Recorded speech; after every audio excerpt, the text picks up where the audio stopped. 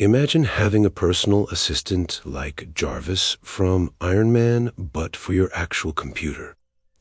While most AI chatbots like ChatGPT just sit there waiting for you to ask a question, there's a new viral sensation that's changing the game. It's been called Clawdbot and Moltbot, and now its official name is OpenClaw. In this video, we're going to break down what it is, why everyone is buying Mac Minis to run it, and why some people are calling it a bit spicy. Simply put, OpenClaw is an open source, autonomous AI agent. Autonomous is just a fancy way of saying it can act on its own with that you hold in its hand. Unlike regular AI that lives in a browser tab, OpenClaw lives on your computer. You can text it through apps you already use like WhatsApp or Telegram or Slack. You might say, hey, find the quarterly report PDF on my desktop and email it to my boss, and it just does it. It can manage your calendar, search your files, and even control your smart home. You'll often see a lobster mascot associated with the project. That's because lobsters molt to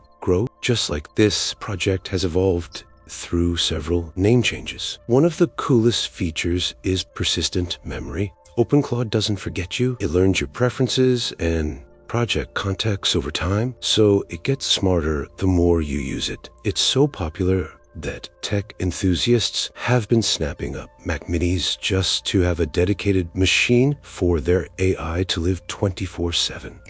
Now, a quick warning, OpenClaw has full system access. It can run commands and read your files, which the creator admits is spicy from a security perspective. If you try it, experts recommend running it in a sandbox or on a separate computer to keep your main data safe. OpenClaw is a glimpse into the future where AI isn't just a tool we talk to, but a digital twin that works for us while we sleep. Are you ready for an AI employee? Let me know in the comments.